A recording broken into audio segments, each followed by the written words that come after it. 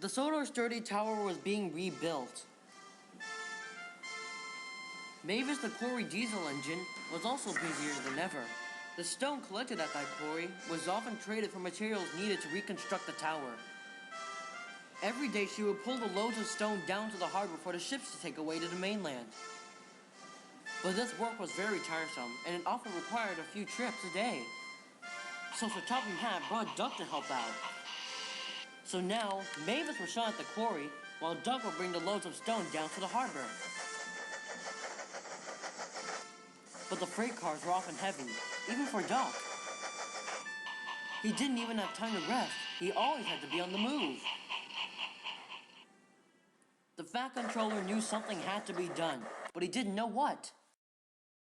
"I'm sorry, Duck," said the Fat Controller, "but all the other engines here are too busy. I'll try to get an engine from the other railway." "Yes, sir," said Duck sadly.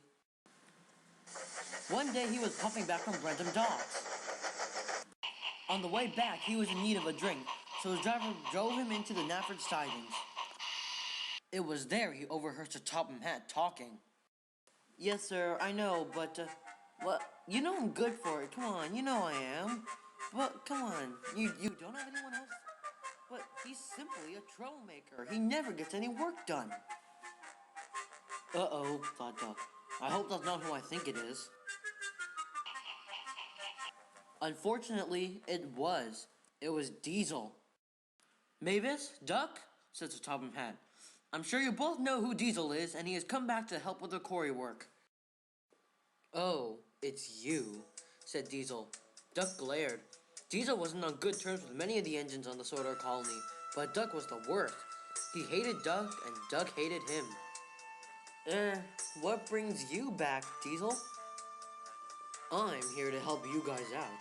I will revolutionize this quarry, and the Sodor colony will bring more rocks to the mainland than they can deliver supplies." "I'll bet," thought Duck. "You have to admit his attitude has improved since his last visit," said Mavis. "I still think that he's up to something," whispered Duck. "Well, why are we just standing here? Let's get a move on, engines." Though it seemed like Diesel had changed, he was still as reckless as he was before. "You'd better mind the freight cars," said Mavis. "If the rocks spilled, it would take a long time to load them back in."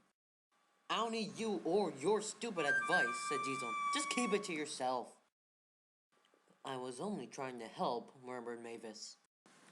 The situation was worse with Duck. When Diesel took his freight cars to the docks, he often left them there. Duck had to bring Diesel's cars and his own empties back to the quarry. Duck and Mavis were both stressed. One day they decided to talk to each other about it. What they didn't know was that the Fat Controller was overlooking everything and heard what they said. He thought, doesn't seem like this plan is going out very well. So the next day, Sir Topham Hatt had a surprise for Duck. "Good morning, Duck. You've been working very hard lately, and I'd like you to help Stepney in the Nafford shunting yards." "Yes, sir, will do, sir," said Duck. He was very fond of Stepney, and he was certainly much nicer than Diesel.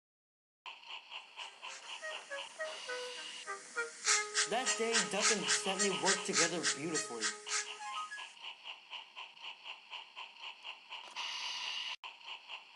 But Diesel was annoyed.